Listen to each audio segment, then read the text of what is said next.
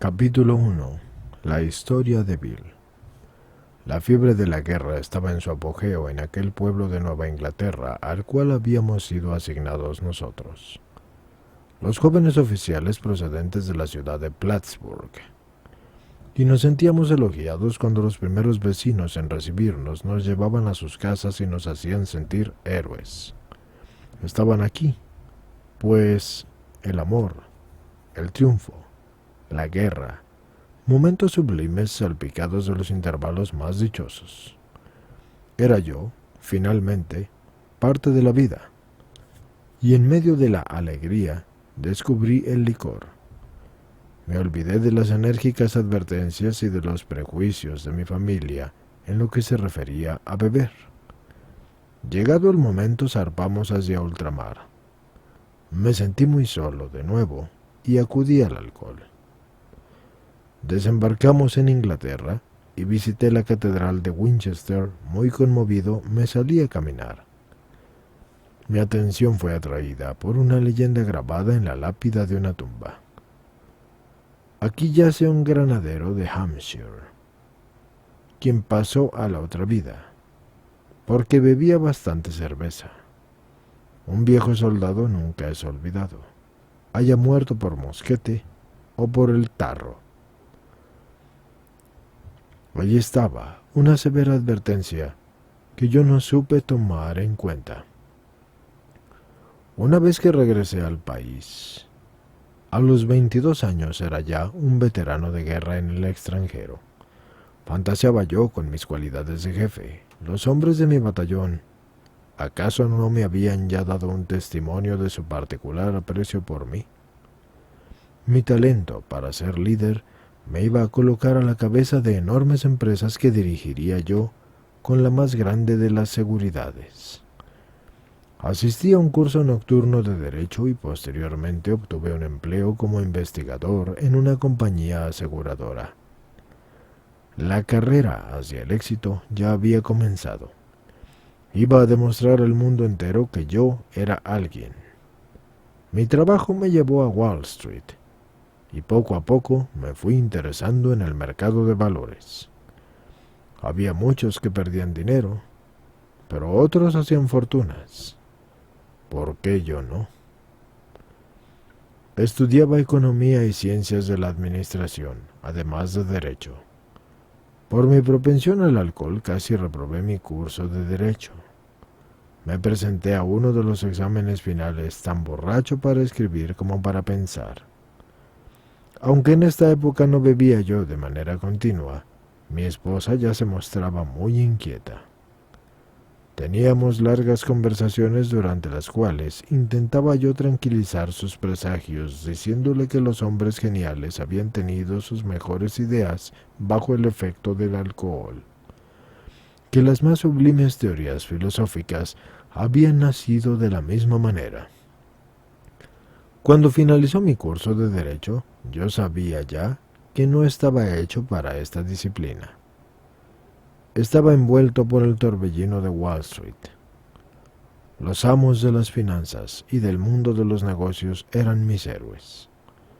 Mezclando el alcohol con la especulación financiera, empecé a forjar el boomerang que un día se volvería en mi contra y me haría pedazos. Como vivíamos en forma modesta, mi mujer y yo habíamos economizado $1,000. Este dinero nos sirvió para comprar unas acciones de muy poca demanda y que tenían un buen precio. Tenía yo razón al pensar que algún día estas acciones llegarían a tener mucho valor. No había yo podido convencer a mis amigos de la bolsa para que me enviaran a investigar acerca de la administración de fábricas y de otras empresas. Sin embargo, mi esposa y yo decidimos ir de cualquier forma.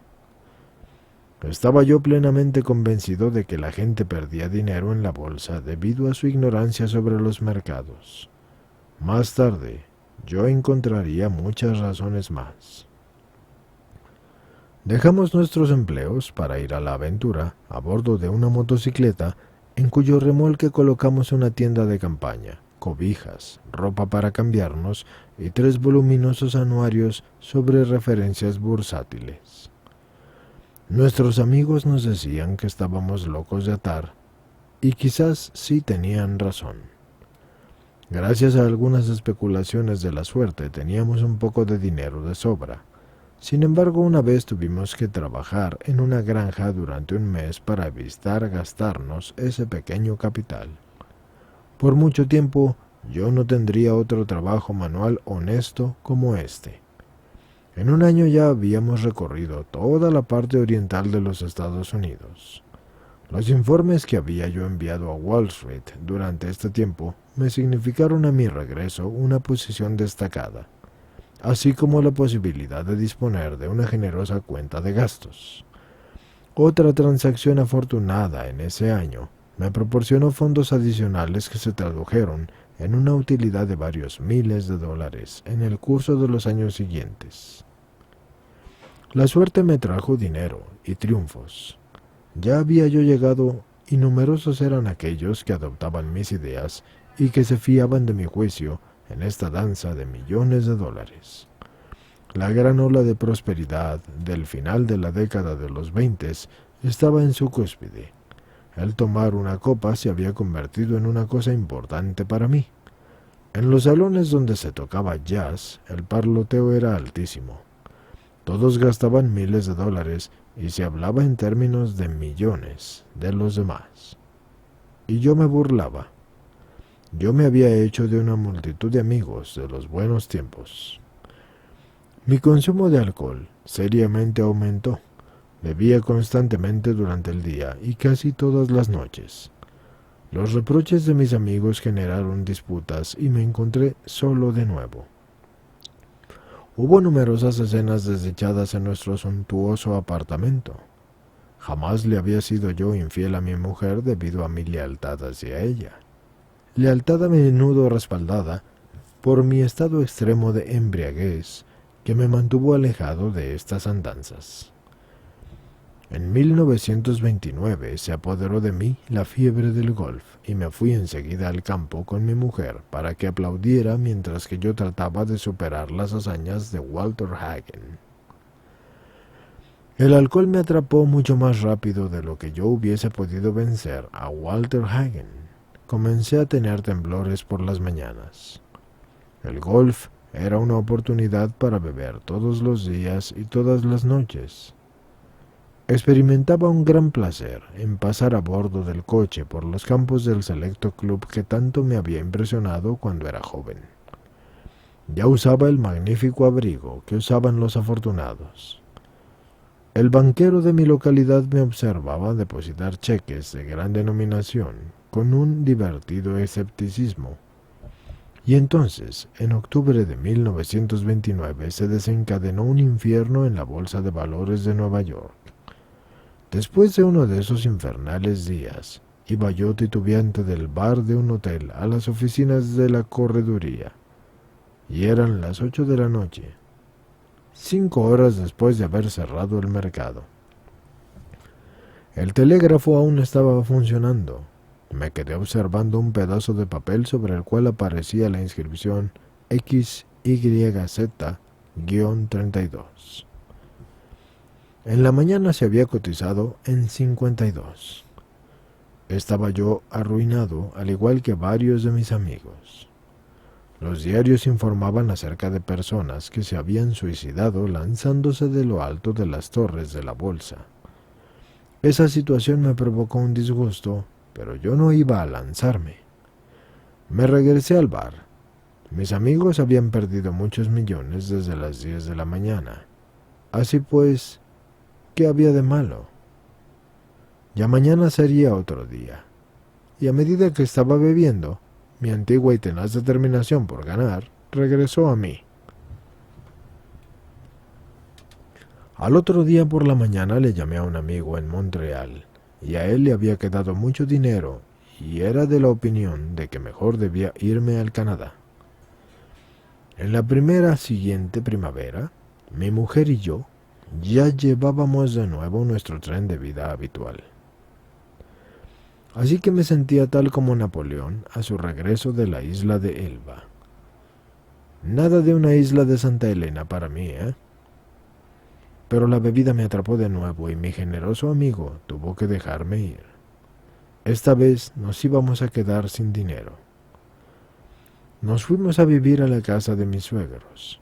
Encontré un empleo y lo perdí como resultado de una pelea con un taxista. Misericordiosamente no hubo nadie que pudiese adivinar que yo iba a estar sin trabajo durante 5 años o que iba a permanecer casi siempre ebrio durante todo ese lapso. Mi esposa empezó a trabajar en una tienda de departamentos. Llegaba a casa muy cansada solo para verme borracho. En las firmas de correduría me convertí en un parásito indeseable. El licor dejó de ser un artículo de lujo para convertirse en una necesidad. 2 o a veces 3 botellas de ginebra de contrabando al día llegaron a ser mi ración habitual. De tiempo en tiempo, alguna transacción pequeña me dejaba algunos cientos de dólares y era entonces cuando iba a pagar a los bares y a las tiendas de abarrotes. El mismo ciclo se repetía sin cesar. Posteriormente empecé a despertar muy temprano en la madrugada, sacudiéndome con violentos temblores.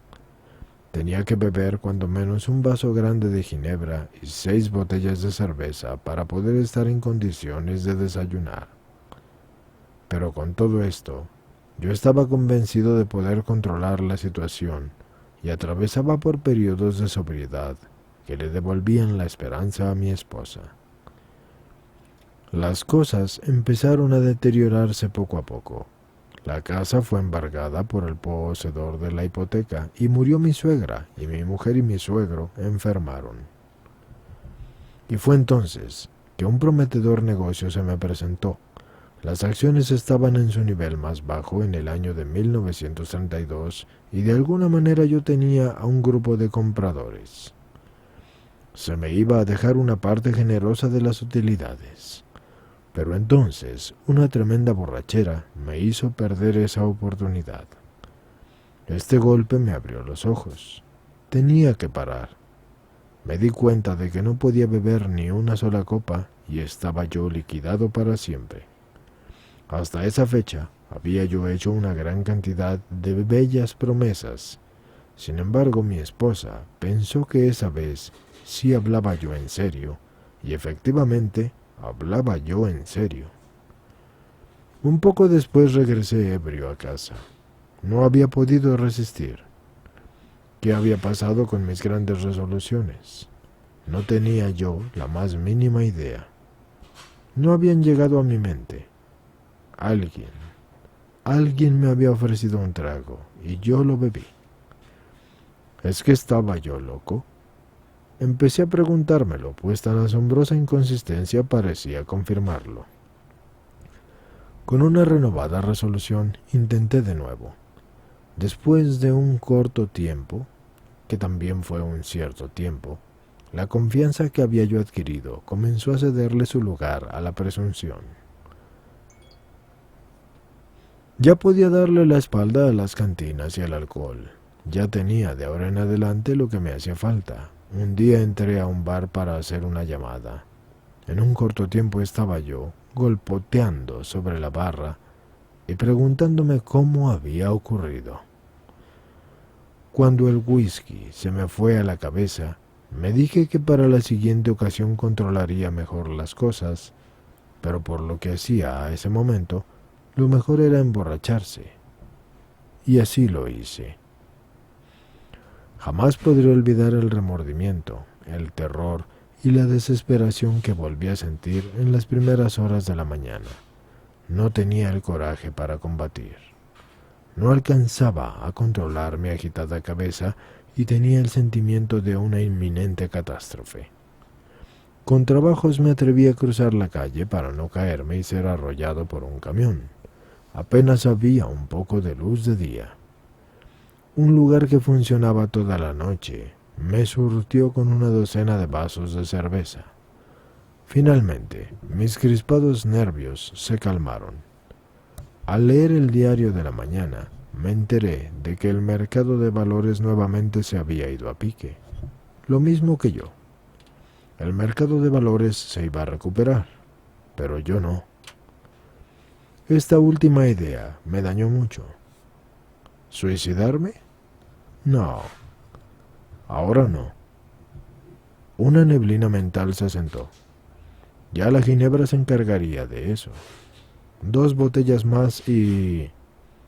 el olvido. El cuerpo y la mente son unas máquinas prodigiosas, pues los míos resistieron esta agonía por 2 años más. A veces, cuando el terror y la locura de la mañana se apoderaban de mí, robaba algo de dinero del pobre portamonedas de mi esposa.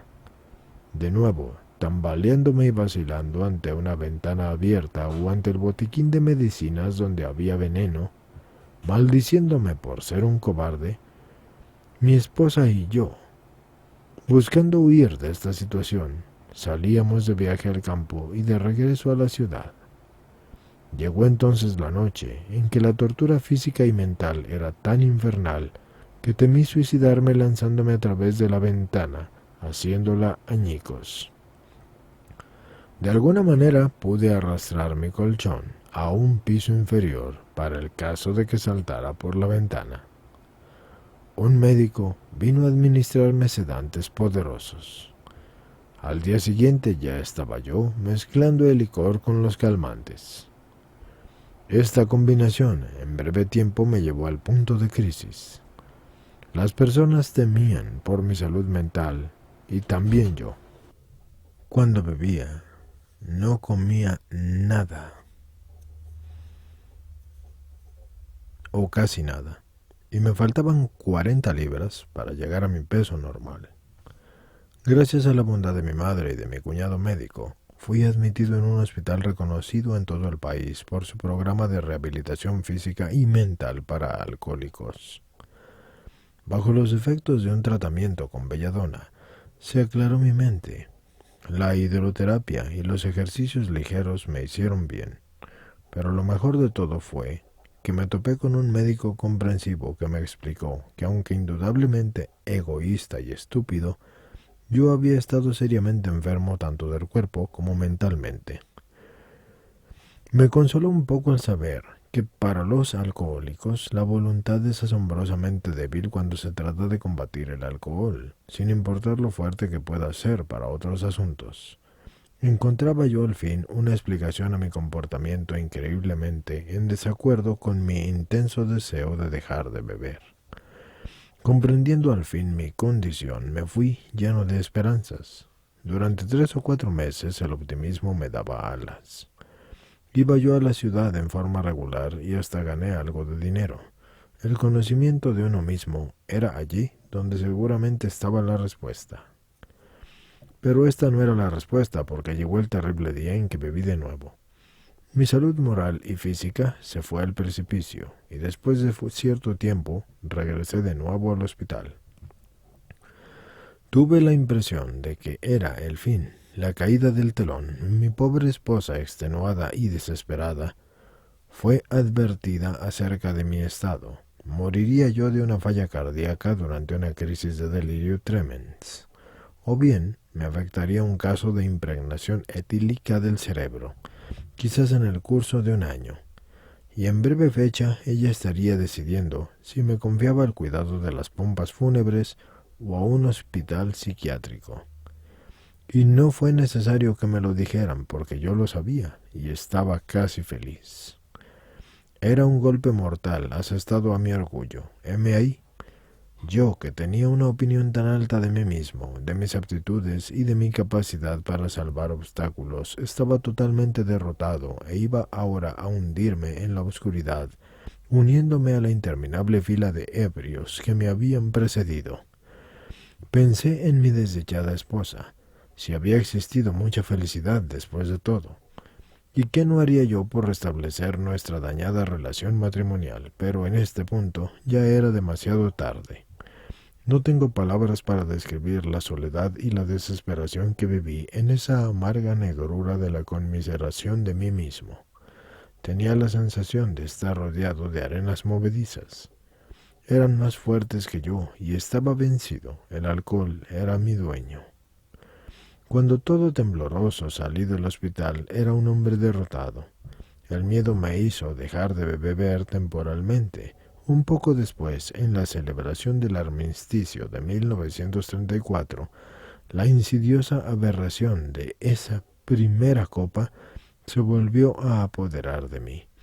Y una vez más volví a empezar.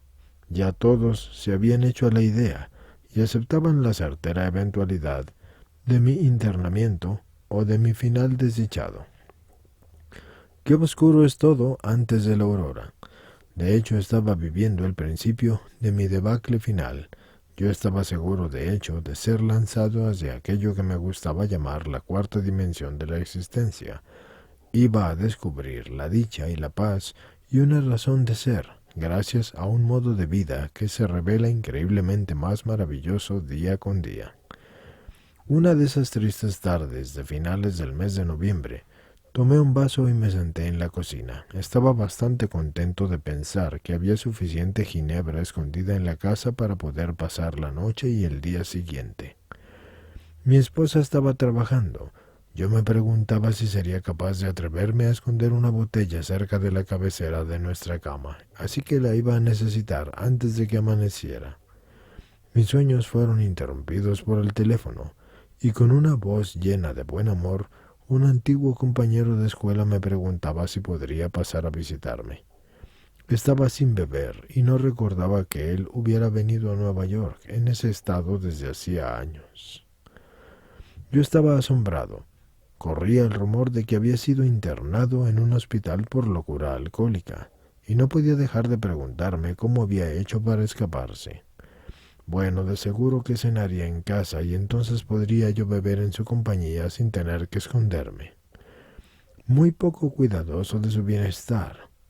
Yo solo pensaba en recapturar el espíritu de otros días. Alguna vez fletamos un avión para completar una juerga.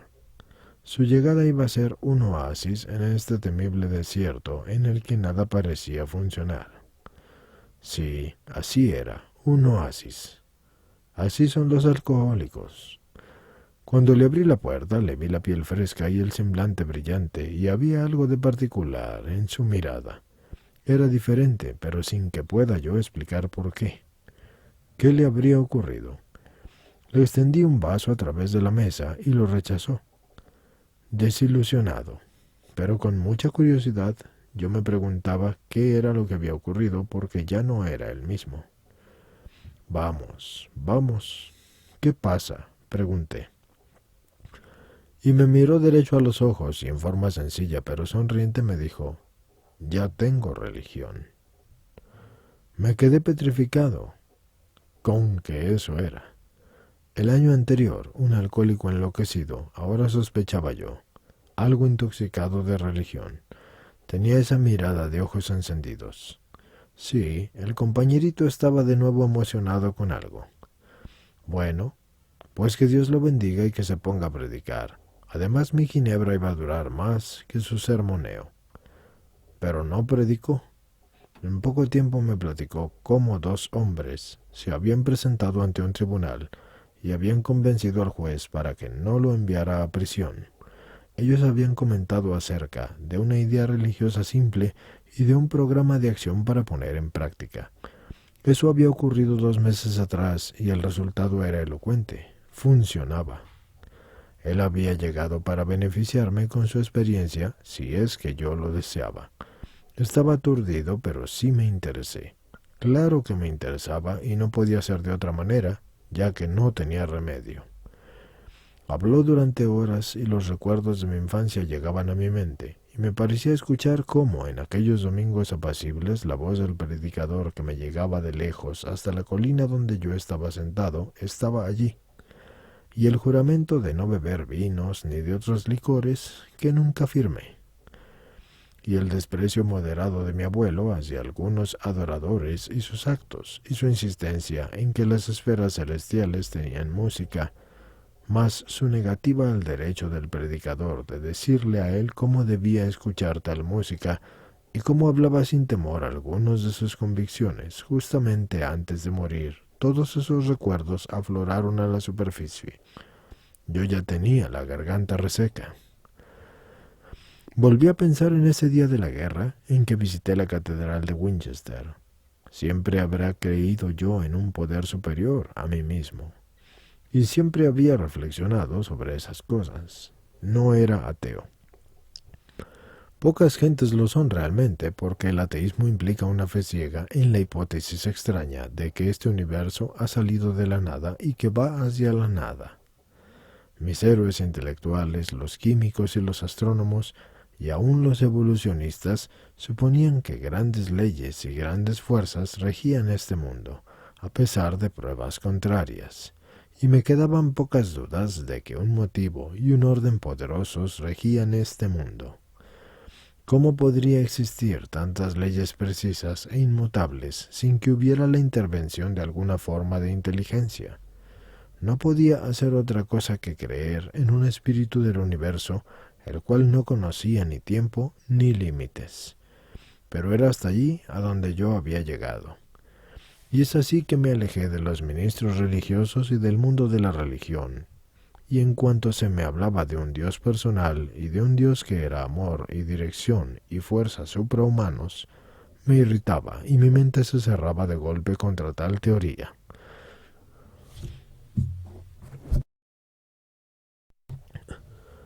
A Cristo yo le concedía el valor de ser un gran hombre, cuyos discípulos no lo habían seguido fielmente.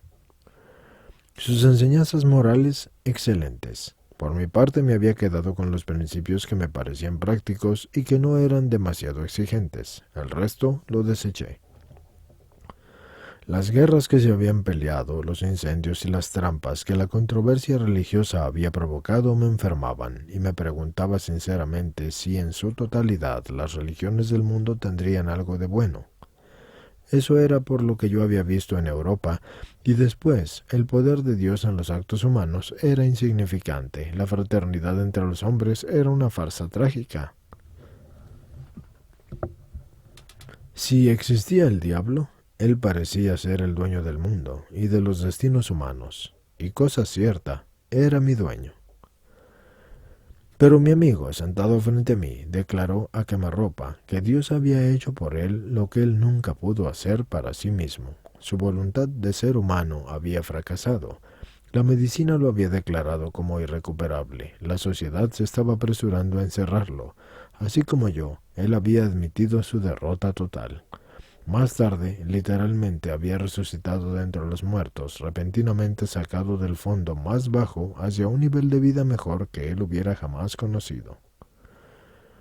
¿Habría surgido esta fuerza de él mismo? No, claro que no.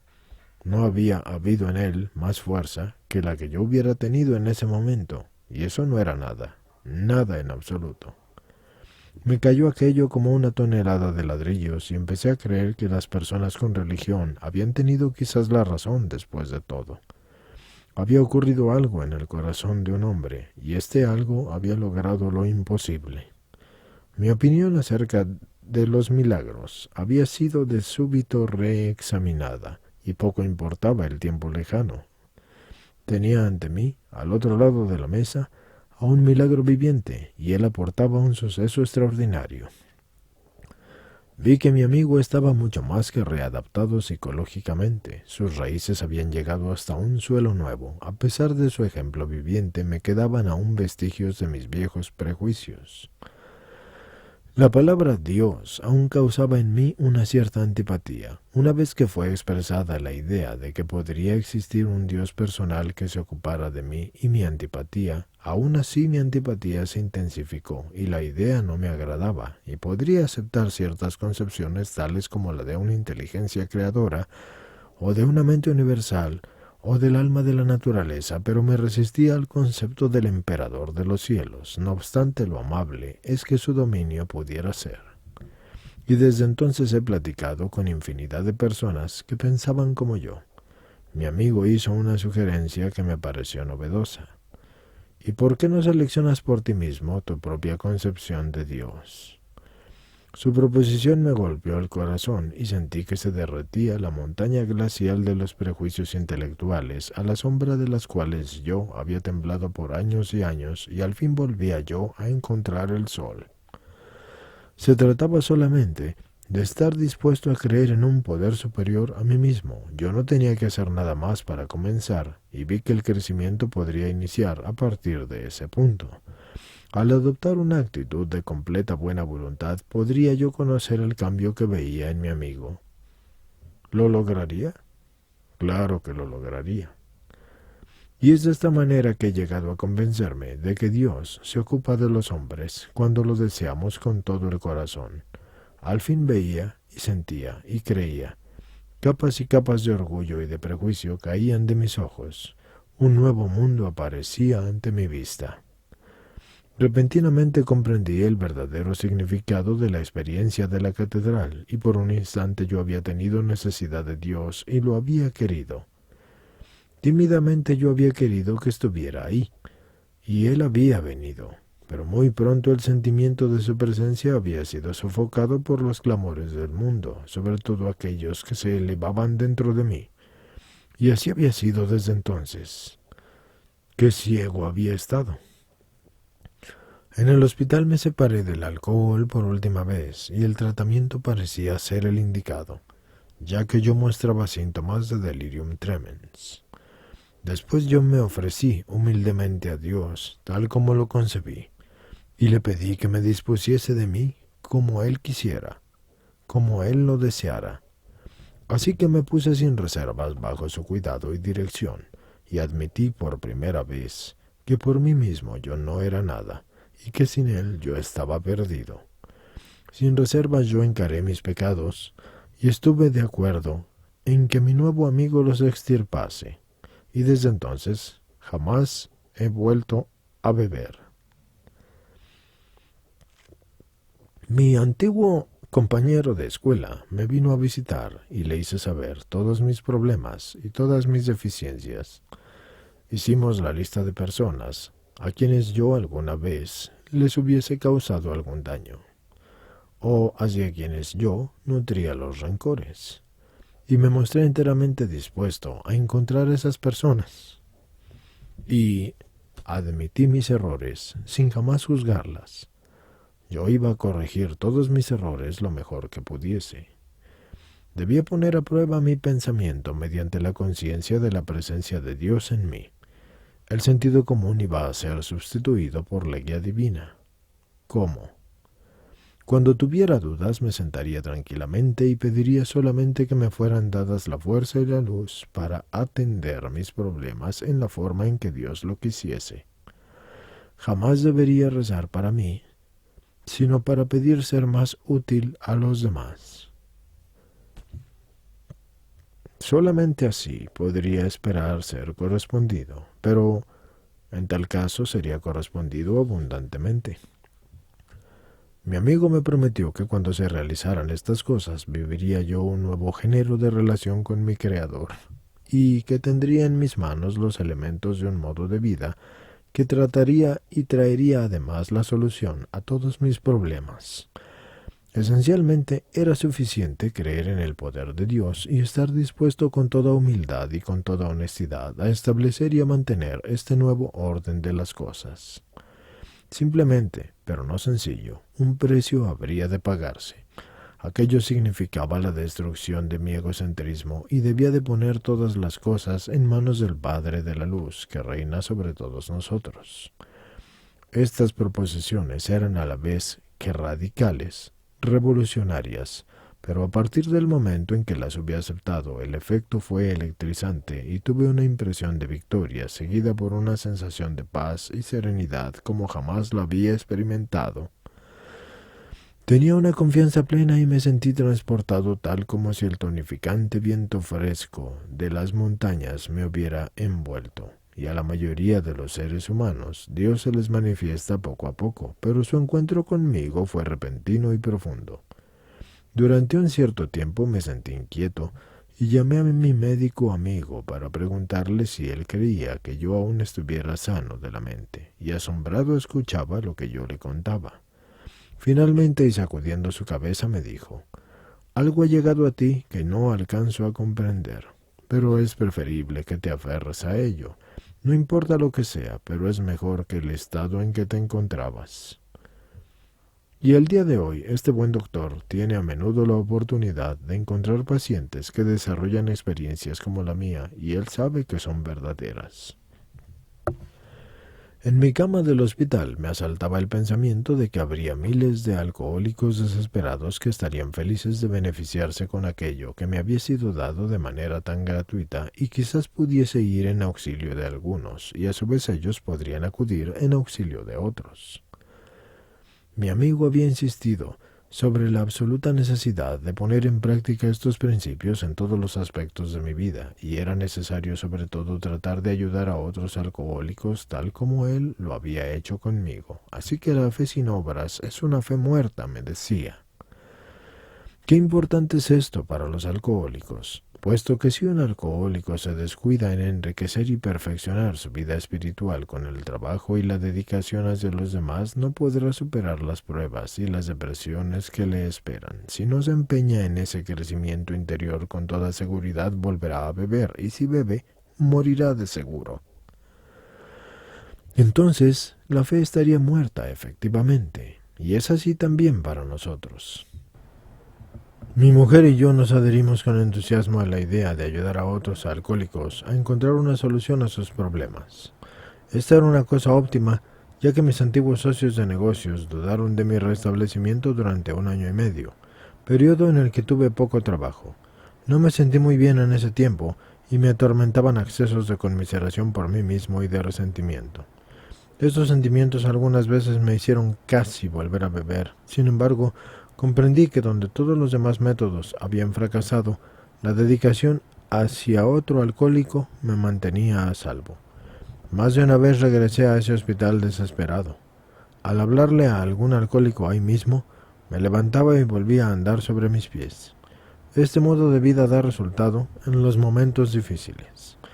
Rápidamente comenzamos a hacer amigos, y tras de nosotros surgió una confraternidad, de cual es maravilloso sentir uno que forma parte de ella.